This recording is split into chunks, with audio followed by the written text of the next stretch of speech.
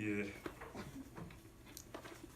요한복음 20장에 보면 예수님의 부활 사건이 기록이 되어 있습니다. 그런데 누가 예수님의 부활한 자리에서 예수님을 처음 만났는가 하면 요한복음에 따르면 막달라 마리아가 예수님을 처음 만났다 그럽니다. 물론 이 말씀 오늘 오후에 볼 말씀입니다.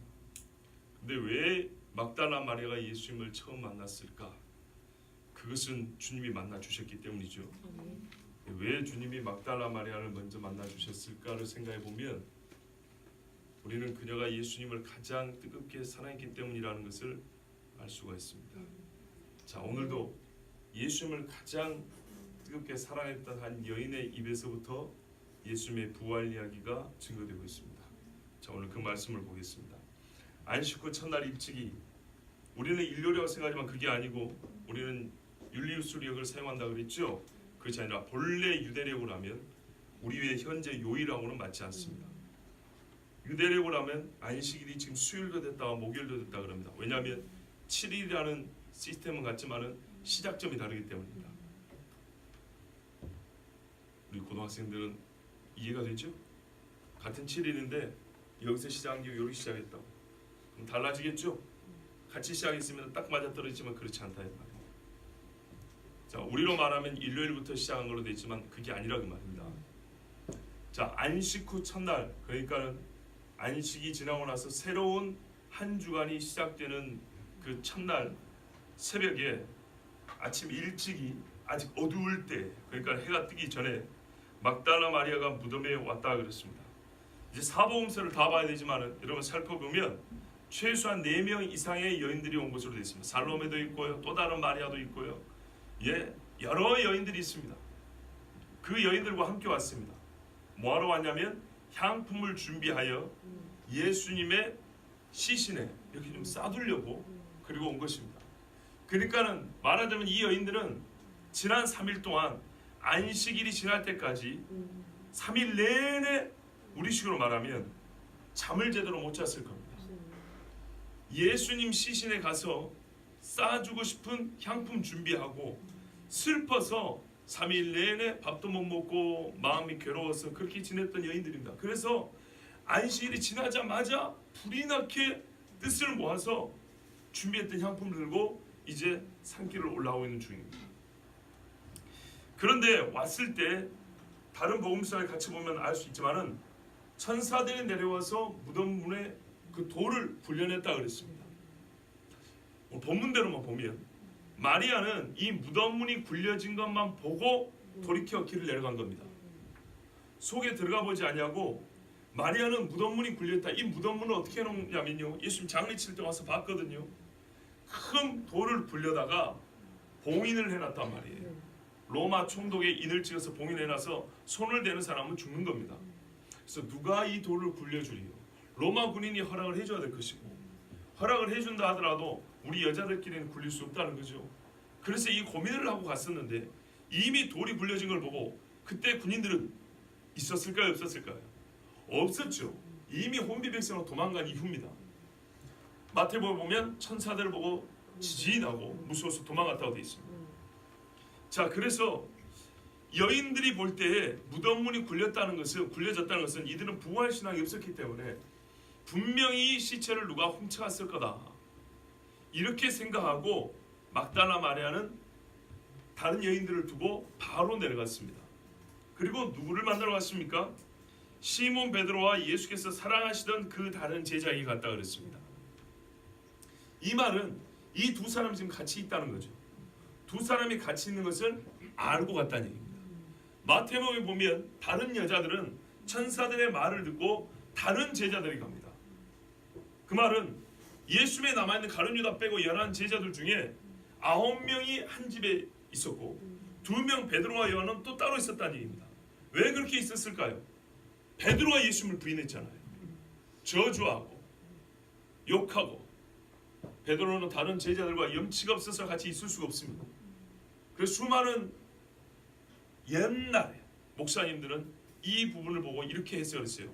요한이 이 땅에 예수님이 살아계실 때 사역을 맡기실 때 둘이 파트너였잖아요. 요한만큼 베드로를 잘 아는 사람 또는 아끼는 사람이 누가 있었겠는가? 둘 사람의 사이가 각별했으므로 요한이 베드로를 위로하고 있는 중이었을 것이다. 요한이 베드로를 붙들고 있는 중이었을 것이다. 더 이상 낙심하지 않도록. 우리 인간적인 생각을 했을 때 가룟 유다가 목을 메고 죽어서 배 창자가 터져 죽었어요. 그렇죠? 베드로가 혹시 또 그와 같은 짓을 하면 어떻게 하죠? 베드로나 유다나 다를 게 뭡니까? 결과적으로 제자들이 예수님을 배신한 건 똑같습니다. 한 제자는 배가 터져 죽었고 한 제자는 슬퍼 울고 있습니다. 그래서 요한은 베드로를 지금 격려하고 위로하고 있는 중이었을 것이다. 잘해서 위로한 게 아니고 그가 극단적인 선택하지 않도록 그에게 다시 기회가 있음을 위로하고 있는 중이었을 것이다. 이것을 알고 막다나 마리아는 두 제자에 갔다는 겁니다. 그러면 수하람 수로 볼 때 9명이 있고 둘이 있는데 여러분 같으면 9명이 가겠어요? 둘이 가겠어요? 9명이 가겠죠. 근데 왜 둘이 갔을까요? 만약에 내가 둘이 갔다면 이유가 있겠죠. 사람 수의 많음보다 더 중요한 가슴의 뜨거움. 여인들이 압니다. 3년 동안 따라다녔기 때문에 누가 예수님을 진짜 사랑하는 제자들인지 더욱 사랑하는지 이 소식을 듣고 걱정을 해도 누가 더 걱정할 것이고 좋아해도 누가 더 좋아할 것인지 또는 이 무덤문이 비었다는 것에 대하여 그 진실을 확인해 주고 싶은 확인해 줄 수 있고 확인하고자 함께 애써줄 사람이 누군가? 베드로와 요한밖에 없다고 생각한 거죠. 그래서 막달라 마리아는 자기같이 뜨거운 심정을 가진 두 사람을 찾아갔습니다. 말하기를 2절에 보십시오. 사람들이 주님을 무덤에서 가져다 어디 두었는지 우리가 알지 못하겠다 하니 예, 막달라 마리아가 판단한 것은 이것이었습니다. 사람들이 분명히 예수님의 시신을 가져다가 빼돌렸을 것이다. 그렇지 않고 어떻게 총독의 이름으로 봉인한 무덤이 열려 있을 수가 있는가? 그리고 군인들이 없다는 말은 더 이상 지킬 필요가 없다는 얘기인데 이거는 들어가 보지 않아도 알 수 있는 사실이죠. 여러분 감옥에 갔더니 옥문이 다 열려있고 간수가 없다 하면 이 감옥은 현재 운영 중인 감옥인가요? 폐쇄된 감옥인가요? 폐쇄된 감옥이죠. 사람들이 예수님의 시신을 어디다 둔지 우리가 알지 못하겠다. 그래 어떻게 해달라는 거예요? 베드로와 요한 보고 조사해보고 찾아달라는 얘기 아닙니까? 그렇죠. 이 말을 듣고 베드로와 요한은 무덤으로 달려갔어요. 3절 4절 보세요. 둘이 같이 다름질하더니 과연 막달라 마리아의 예상이 맞았어요. 매우 열정적인 사람들이었고요. 정말 주님을 사랑했어요. 로마 군병들이 무서워서 차마 가까이 가지는 못했지만 이게 없어졌다고 하니 진짜 예수님의 시신이 어디 훔쳐지기라도 했는가 하여서 아주 열심히 부지런히 마음을 가지고 달려갔어요. 그런데 그 다른 제자가 베드로보다 더 빨리 달려가서 어떤 사람들이 이렇게 생각합니다. 베드로가 양심의 가책이 느껴졌나 보다. 그래도 먼저 무덤에 가기는 미안했나 보지. 그럴 수도 있잖아요. 그런데 여러분 그랬으면 달려가지 않았겠죠. 걸어갔겠죠. 아니면 난 모른다 하고 갔겠죠. 그죠? 근데 베드로가요 같이 달려갔어요. 말하자면 베드로는 예수님이 만약에 부활했다면 누구보다 앞장서서 용서를 받고 싶었던 사람이에요. 부활하지 않았다면 그래요 인간적인 마음으로 미안해서라도 예수님의 시체를 빨리 찾고 싶은 사람이에요. 근데 요한이 여러분 잘 알다시피 좀 더 젊죠? 그래서 재빨리 달려갔어요. 그래서 먼저 무덤문에 이르렀습니다. 자 여기까지 우리가 잘 아는 이야기인데요. 오늘 말씀의 핵심은 지금부터입니다. 구부려 세마포 놓인 것을 보았으나 자 무덤을 어떻게 들어가야 되죠? 꼿꼿이 서서 들어가는 게 아니고 구부려 들어갈 수밖에 없다는 겁니다. 우리가 직접 보지 않았지만 대충 구조를 알겠죠. 문이 그렇게 높지 않아요. 그래서 구부려서 봐야 됩니다. 구부려서 이렇게 보니까 뭐가 보였다고요? 세마포 놓인 것이 보였답니다. 자 세마포가 그냥 거기 있다가 아닙니다. 놓여 있다라는 말은 본래 모양 그대로 있다는 얘기입니다. 자 여러분 나사로가 살아났을 때 똑같이 돌무덤이었죠. 돌을 굴려라 그랬죠. 나사로야 나오라 그랬습니다. 나사로가 나오는데 이 사람이 똑바로 걸어 다니던가요? 못 걸어 다니던가요? 겨우 일어나서 어정쩡히 나오는데 못 걸어 다니죠. 왜요? 세마포로 예, 말 안 했습니까? 우리하고 똑같지는 않지만 우리 관에 사람 넣을 때 입관할 때 보세요. 꽁꽁 묶어놓죠. 그죠? 우리는 살려놔도 못 살게 해놨어요. 절대 살아나지 말라고. 죽은 거 그냥 아예 확실하게 가시라고 그냥. 아니 진짜로 다시 살려놔도 못 살게 해놨다니까. 숨도 못 쉬게 막 해놓고 손발 다 묶어놓고. 그죠? 근데요 이 동네 사람들은 그렇게까지는 안 했어요. 어쨌거나 세마포로 돌돌 말아놨기 때문에 사람 시신을 빼돌려면 세마포를 자르거나 풀어 헤쳐놔야 돼요. 그죠? 또 하나의 문제는 뭐냐면 세마포 안에다가 향품을 넣어가지고 고체류 향품을 넣어서 쌌다는 얘기입니다. 그러면 만약에 예수님의 시신을 도둑질할 것 같으면 어떻게 할까요? 이게 다 떨어지고 주변에 난장판이 돼야 됩니다. 아시겠죠? 고스란히 있더라고 말이에요. 거기다가 몰약을 뿌렸으니 액체류를 뿌렸으니 몸이 어떻게 해요? 고체류와 액체류와 뒤범벅이 돼가지고 냄새는 좋게 났을지 모르지만 며칠 동안 이거는 어쨌든 사람을 그 안에서 끄집어내려면 상당한 작업을 요하고 흔적이 분명히 남게 돼 있다고 말입니다. 가위로 자르든지 풀든지 절대로 사람 모양을 쌌던 그대로 남아있을 수가 없습니다. 요한이 그걸 봤다는 겁니다. 사람을 쌌던 그대로 놓여있는 거예요. 나사로는 풀어서 놓아 다니게 하라 그랬거든요. 그런데 어떻게 쌌던 그대로 있을까? 들어가지는 아니하였다. 왜 그랬을까요? 잘 모르겠지만 아마 두려웠거나 조심스럽겠죠. 그래서 들어가지는 않았어요. 그런데 여기서 보면 구부려 세마포 낸 것을 보았으나 이 말이 중요합니다. 보았으나 들어가지 않았다. 본 결과는 뭐였냐면 예수님의 시신을 쌌던 세마포가 쌌던 그 모양대로 그대로 있었다. 시신만 마치 바람이 빠져나왔듯이 쏙 빠져나왔다 이런 말입니다. 그것을 보았는데 들어가진 않았다. 아직 확신하지 못했다는 거죠. 여기 보았으나는 히브리 아니 헬라어로 블레포라고 합니다. 이거는 그냥 시각적으로 인지했다 이 말입니다. 그냥 봤다 그 말입니다. 뭐가 있다 없다를 확인하는 정도로 눈으로 봤다 이 말입니다. 그런데 시몬 베드로가 뒤따라왔어요. 베드로는요 요한이 이렇게 보이는데 비켜봐. 그리고 들어갔어요. 베드로답지요. 그래서 예수님이 이 두 사람을 불렀는지 몰라요. 여러분 하나님의 섭리는요 정확합니다. 여러분 잘 아시죠?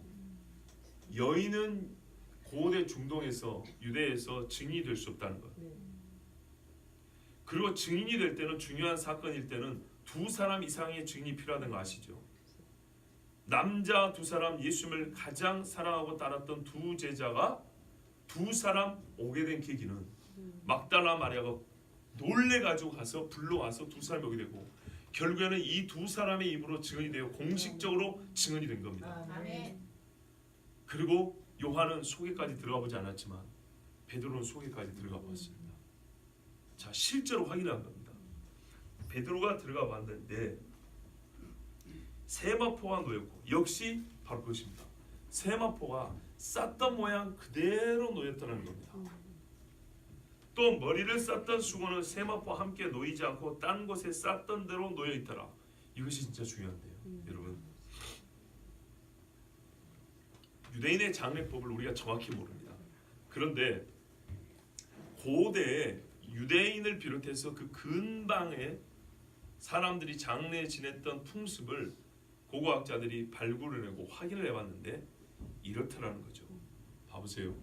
세마포를 발에서부터 어깨 여기까지 쌉니다. 어깨가 드러납니다. 어깨, 목, 머리가 드러납니다. 그러니까 나사로가 일어나서 숨쉬고 산 거예요. 우리처럼 싸버리면 숨도 못 쉬죠. 그죠? 머리를 안 쌉니다. 어깨까지 이렇게 쌉니다. 그런 다음에 얼굴은 어떻게 하냐면 우리 수건 이렇게 또아리 틀어가지고 옛날에 이렇게 머리에 얹죠. 그것처럼 얹는 게 아니고 이마를 이렇게 둘둘둘 말아가지고 그렇게 높여놨다는 얘기입니다. 얼굴이 보인다는 거예요. 어깨 위하고 목하고 얼굴이 보인 상태로 되어 있다는 겁니다. 그러니까는 한 천으로 발끝부터 머리까지 싼 게 아니고 긴 천으로 발끝에서 어깨까지 싸고 조금 짧은 천으로 머리를 이렇게 빙글빙글 둘러가지고 눕혀놨다 이런 말입니다. 그러니까 이 말이에요. 보세요. 머리를 쌌던 수건은 세마포와 함께 놓이지 않고 딴 곳에 쌌던 대로 놓였더라. 그러니까 어깨에서부터 이마까지 거리가 있을 거 아니에요. 그죠?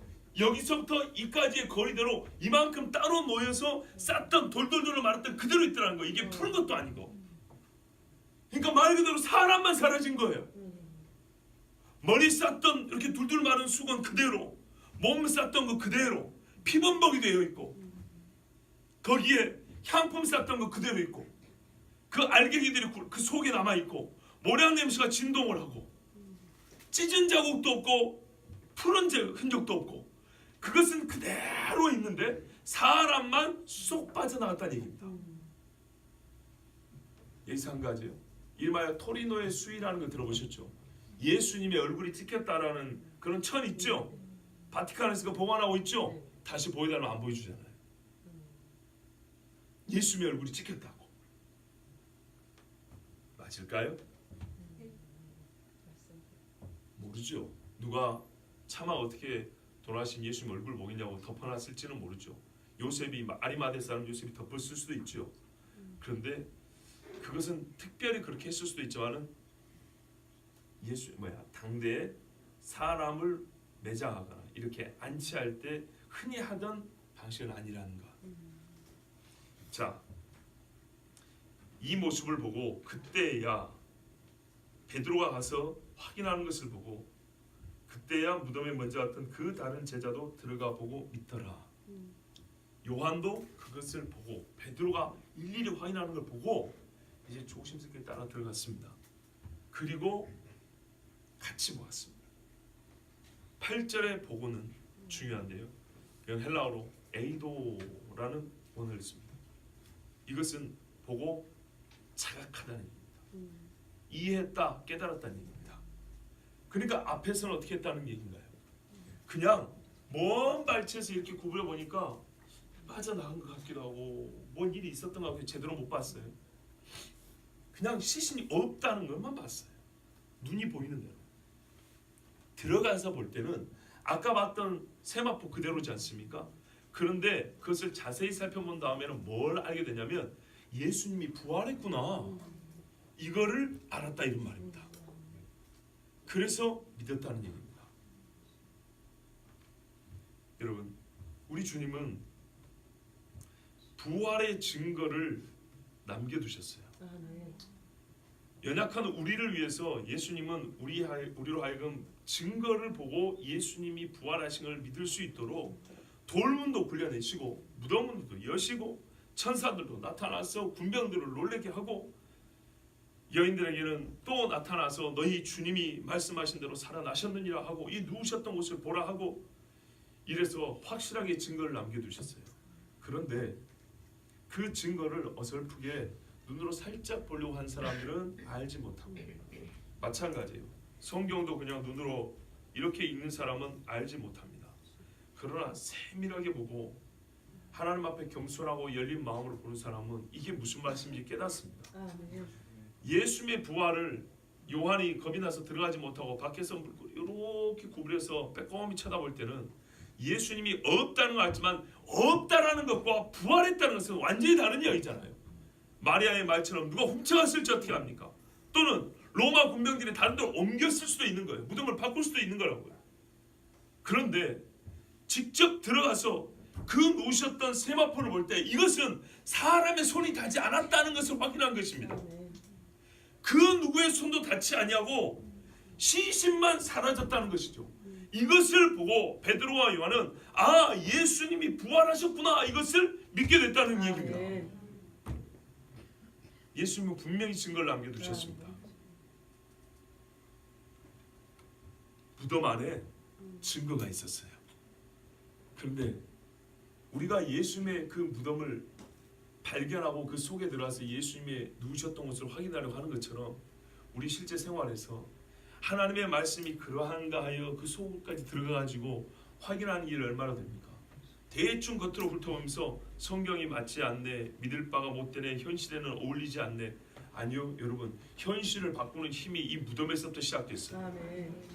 죽음을 아예 그냥 뭐랄까요, 영원히 존속되게 하려고 막아놓은 무덤이 열리고 그곳에서 죽었던 사람의 시신이 쌌던 모양 그 세마포는 그대로 놓여있고 그 죽은 사람을 위하여 준다고 했던 향품과 몰약이 그대로 남아있는데, 그 사람이 들어갈 때 흘렸던 핏방울이 그대로 남아있는데 사람만 없어졌어요. 사람의 손이 닿은 흔적이 없는데 세마포는 그대로 놓여있고 예수님의 시신만 바람 빠지듯이 없어졌어요. 여러분이 형사라면 그것을 보고 뭐라고 결론을 내리겠습니까? 이 어부였던 사람들은 예수님이 부활했다고 믿게 되었습니다. 이 증거로 족하다 했습니다. 아멘. 우리는 이게 별거 아닌 것 같죠. 예수님이 나타나죠. 도마에게 나타난 것처럼 손이라도 좀 보여주면 그게 증거가 될 것 같죠. 아니라니까요. 여러분, 아무리 많은 증거가 큰 증거, 많은 증거가 적은 증거가 돼, 증거에 명확성이 있는 거예요. 사람이 손을 대지 않냐고 시신이 사라졌다. 여러분, 대충 둘러놓은 게 아니고 이렇게 뭐랄까요, 세게 묶어놓은 거란 말이에요. 향품도 떨어지지 않도록 몸에 부착시켜 놓고 세게 묶어놓은 거인데, 사람 앞에 그것이, 이게 여러분 미라 아시죠? 미라의 그 모양 그대로, 천이 그대로 돌돌돌 말했다고 생각을 해보세요. 그리고 시신만 사라졌다는 거예요. 별로 감흥이 없으신데 직접 한번 보면 기겁을 할 겁니다. 제자들은 이것을 보고 믿었습니다. 아멘. 그리고 구절을 보십시오. 괄호로 되어 있는데 이것은 필요 없는 괄호고요. 그들은 성경에 그가 죽은 자 가운데서 다시 살아나야 하리라 하신 말씀을 아직 못하더라. 알지 못하더라. 아까 8절에 설교했던 거하고 모순이 아닌가 생각할지 모릅니다. 그렇지 않습니다. 이 말씀은 뭐냐면 믿지 않았다는 것이 아니고 믿음의 근거가 다르다는 얘기입니다. 이 사람들은 세마포를 보고 믿었어요. 성경 그대로입니다. 세마포가 의미하는 것은 뭐냐면 예수님이 부활했다는 것입니다. 이거는 충분한 증거라고 이 두 사람은 받아들였어요. 그런데 문제는 이거예요. 물리적인 현상으로서 죽은 자가 살아났다고밖에 나는 말할 수가 없다. 이 세마포 모양을 볼 때는 진짜로 새롭게 된 몸, 살아나지 않고는 이 일이 불가능하다는 것을 인정할 수밖에 없었다는 거예요. 그러나 우리가 말하는 부활 신앙까지는 못 갔다는 얘기입니다. 이게 미묘한 차이인데요, 결정적인 차이입니다. 이 증거를 통해 살아났다고밖에 말할 수 없다. 잘 보세요. 이 증거는 살아났다는 것을 믿도록 요구하는 증거다. 그런데 문제는 성경에서 말하는 부활 신앙이라는 것은 이 증거 이상을 말하는 거예요. 여러분, 로마 군병들이 천사가 와서 돌물로 굴려내고 예수님이 일어난 것을 보고 내려갔습니다. 이거 어디 가서 만약에 얘기를 할 것 같으면은 그 사람들이 못 봤다고 말할까요? 아니면 아니라고 말할까요? 아니죠. 분명히 일어난 거 봤지요. 그 사람들이 또 하나의 증인들 아닙니까? 물론 반밖에 안 되는 증인이지만 대제사장이 찾아와서 뭐라고 그랬습니까? 그들이 본 것을 고하니 봤다는 거예요. 봤기 때문에 거기 지키고 있을 수가 없었어요. 이 말은 뭐예요? 믿었다는 거예요. 1222번이 오는 걸 봤어요. 우리 교회 앞에 하는 걸 알아요. 그래서 탔지요. 그거하고 그 1222번 차를 운행하는 운수업 그 사장, 운수회사 사장이 1222번 버스를 생각하는 거 우리 같을까요, 다를까요? 아니죠. 우리는 고작 그걸 이용하는 정도로 1222번을 생각하지만은 회사 사장은 다르죠.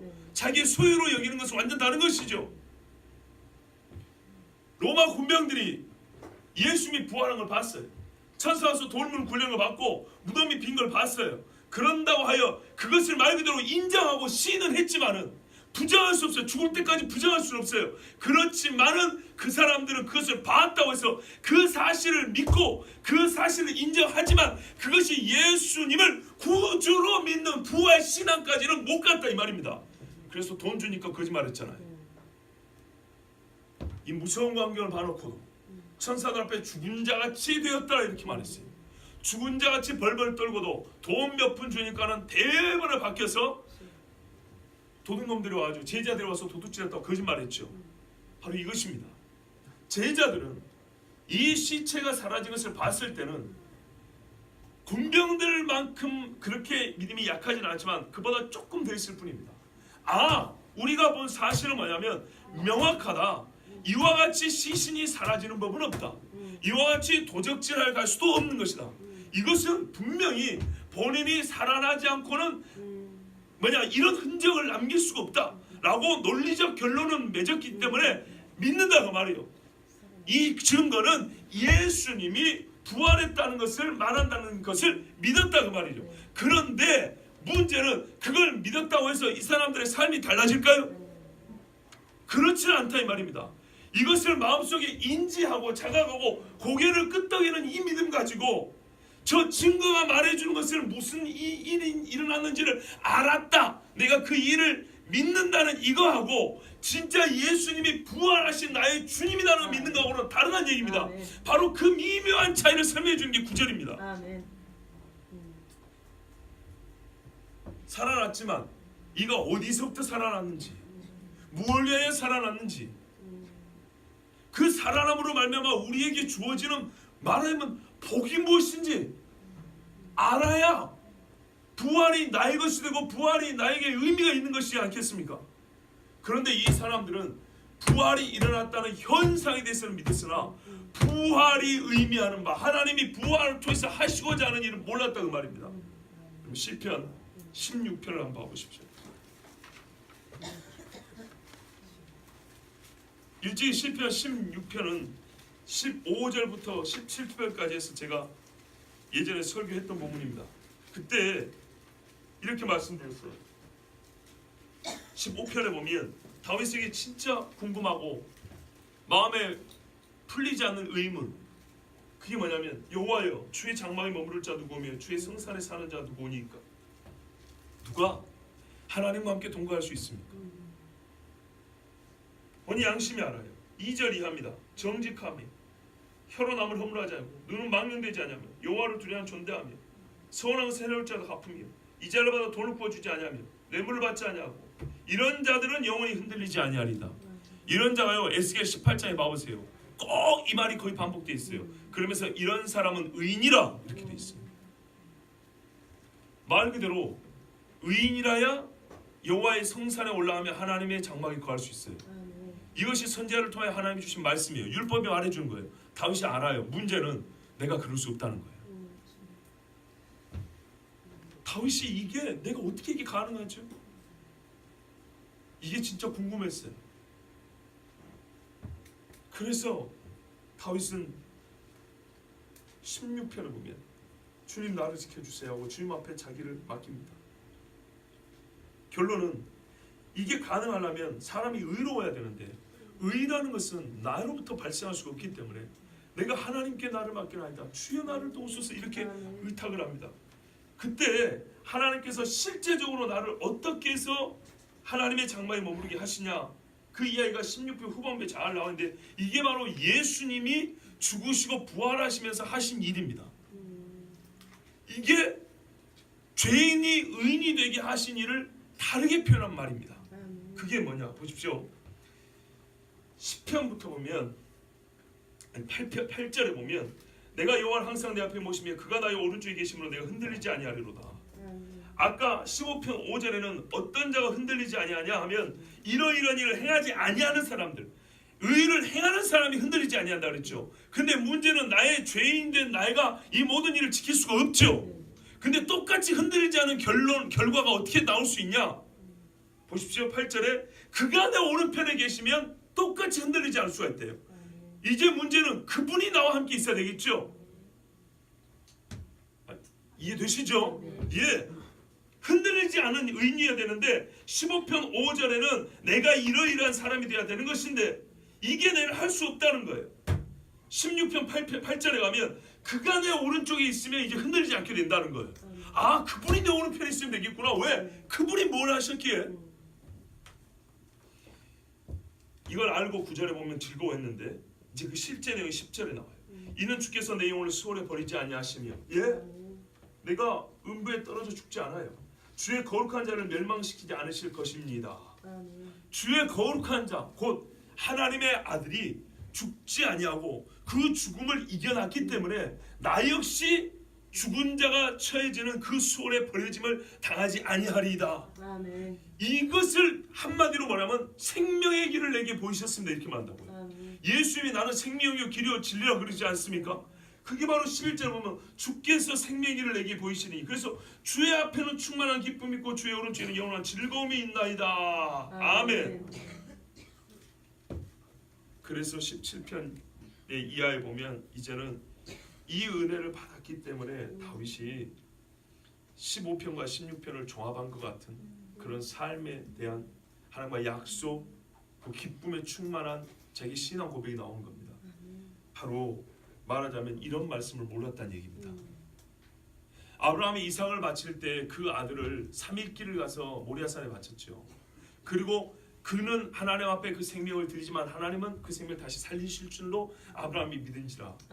욥이 말하면 내가 육신을 벗은 후에 내 주님을 배우리라. 땅 속에서 다시 일어나리라. 이 말씀을 우리 주님께서 미리 말씀하셨던 것을 제자들이 몰랐다 그 말입니다. 즉 무슨 말이냐?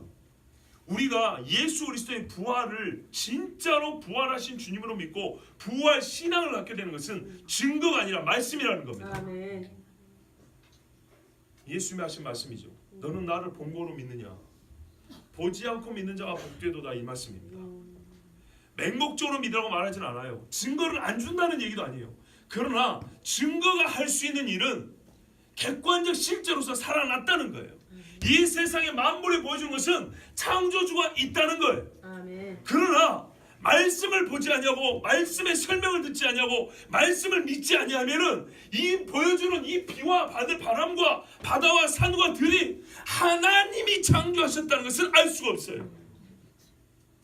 누군가가 만들었다고는 짐작할 수 있지만은 성경을 알지 못하는 백성은 하나님이 이 일을 모두 만드셨고 하나님이 나를 만드셨고 나는 하나님 앞에 책임 있는 존재라는 것을 알 수 없다 이 말입니다.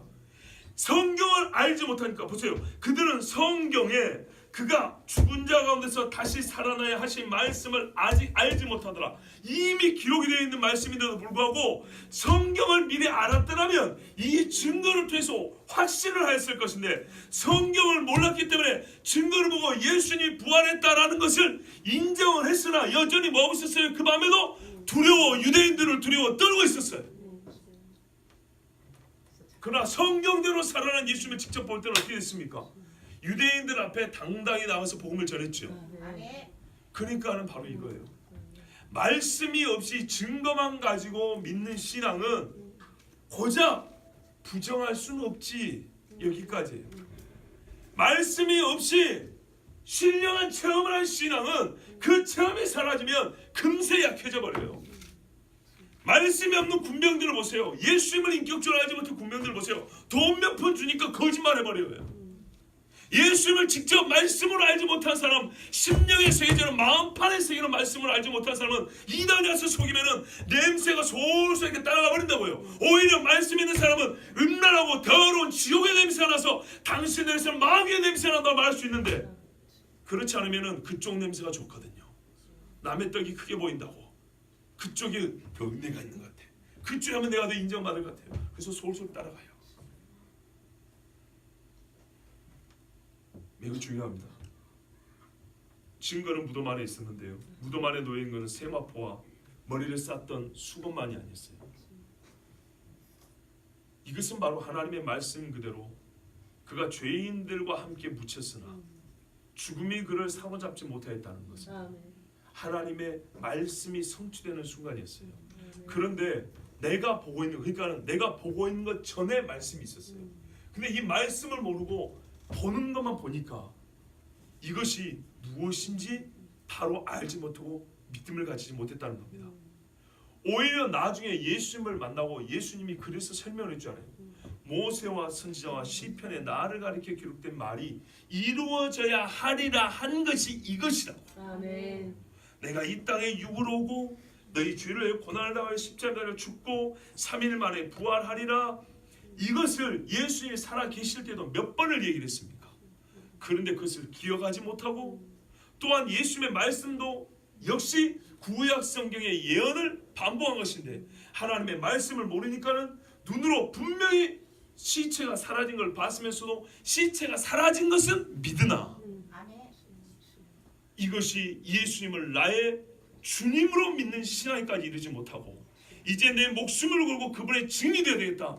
그분이 부활하심으로 말미암아 내가 죄와 사망에서 노임을 받았다는 이 신앙까지 이르지 못해서 아직까지는 뭐라고요? 죄의 종된 자리에 머물러 있을 수밖에 없었다는 얘기입니다. 우리는 간혹 착각합니다. 내가 주님을 한번 보기만 하면, 내가 그 무덤을 봤다면, 빈 무덤을 봤다면 대단한 믿음을 가질 수 있었을 건데, 지금보다 더 큰 믿음을 가질 수 있었을 것인데, 천만의 말씀. 하나님은 사람을 사람보다 더 잘 아시죠. 누가복음 16장에 뭐라 그럽니까? 모세와 선지자의 글에 있지 아니냐. 모세와 선지자가 있지 아니하냐.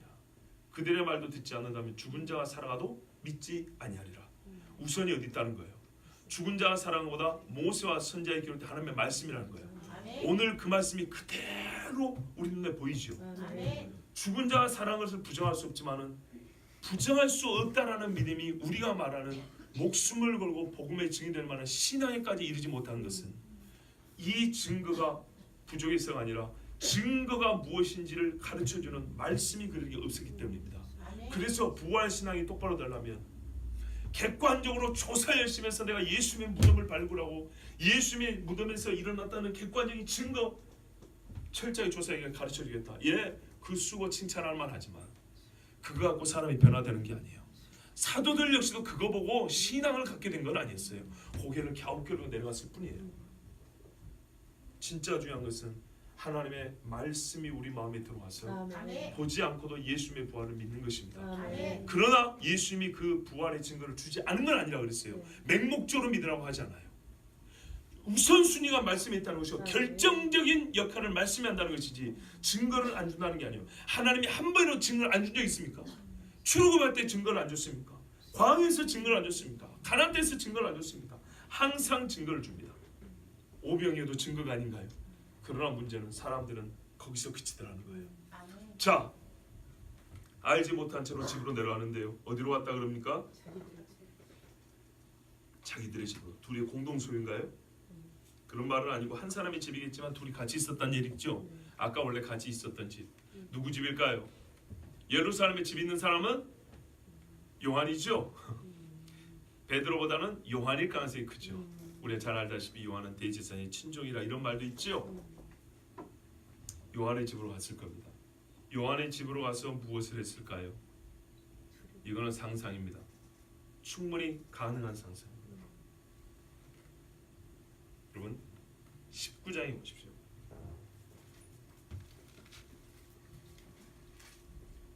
19장 27절 같이 보겠습니다.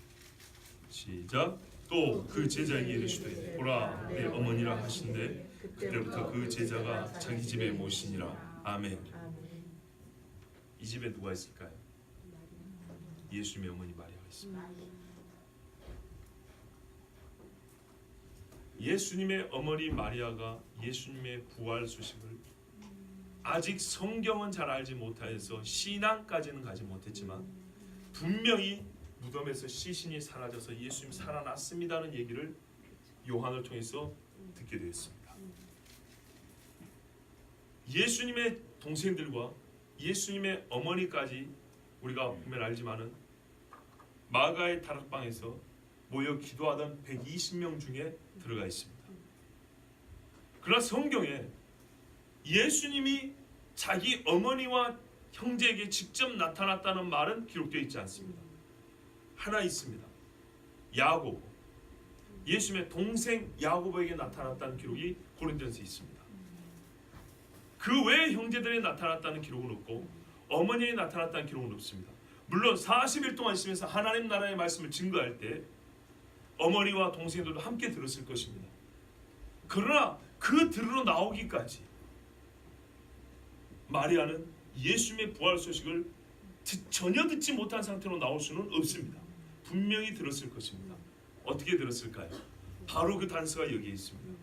요한은 예수님의 말씀을 충실히 수행하여 자기 집에 울고 있는 예수님의 어머니를 지금 모시고 있는 중입니다.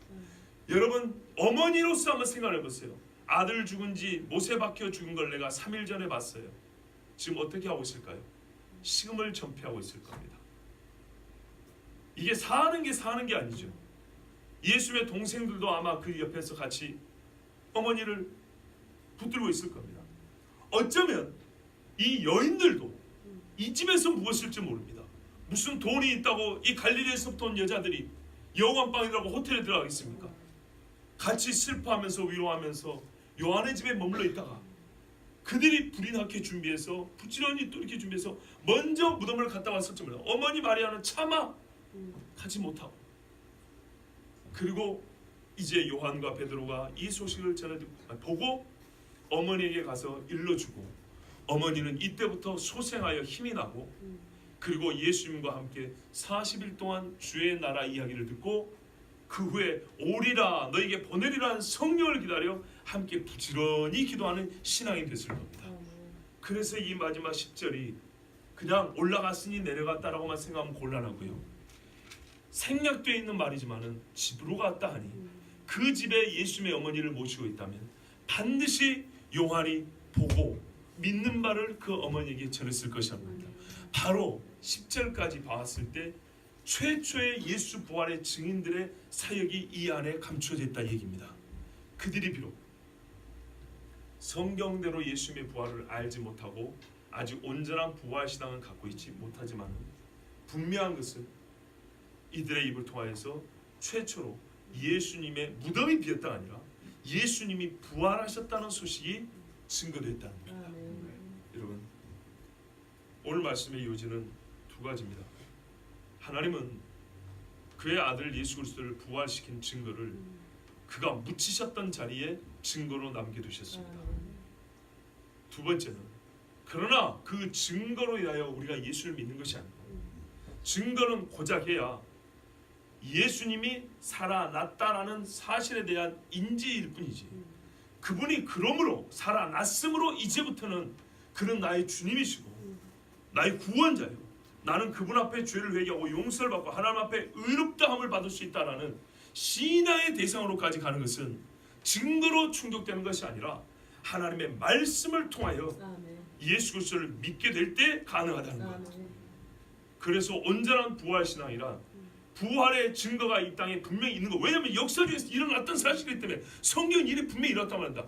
역사적으로 분명히 일어난 사실이고 그 사실을 눈으로만 보는 것이 아니라 성경의 말씀을 통하여 믿음으로 받아들일 때 진짜 예수님의 부활은 나의 부활이 되고, 다윗이 고백했던 것처럼 나도 이제는 내 영혼이 소홀히 들어가지 아니하며 주님 앞에 생명의 길을 얻어서 영원한 기쁨과 즐거움 속에서 살겠구나 라는 확신을 갖게 된다는 것입니다.